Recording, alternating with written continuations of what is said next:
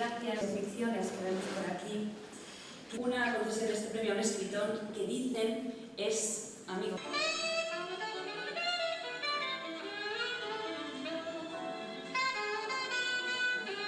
Meses le llevo una nueva novela escolar para que la firme. Él nunca supo nada de... Pienso en aquellos proyectos de otro tiempo y necesito meterme en un bar o llamar a una amiga o agitar simplemente la cabeza. No me distraigas ahora, por favor. No hacía ese gesto ni decía eso. Ha llegado el momento de coger el toro por los cuernos. Recuerdo haberse la oído al poco de quedar viuda, cuando por primera vez... La elevaba a la categoría de vida. Lo más terrible de esta historia es que...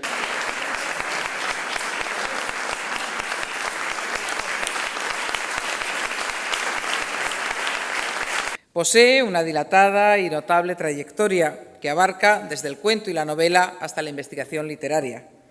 Su obra ha sido traducida a más de una docena de idiomas y ha sido distinguido, además de con los premios que he hecho referencia hace un momento, a otros tan importantes como el Torrente Ballester, el Pedro Saputo, Dulce Chacón de Narrativa Española, o el Rodolfo Walsh. El Premio de las Letras Aragonesas reconoce igualmente su singladura como un referente para la sociedad y la cultura aragonesas. La literatura es algo más que una simple reflexión sobre la realidad o una interpretación de esa misma realidad. Es un sentido profundo. Las palabras y las ideas que a través de ellas se expresan modelan la realidad y dan forma a nuestra identidad y a nuestras acciones, creando así nuestro futuro.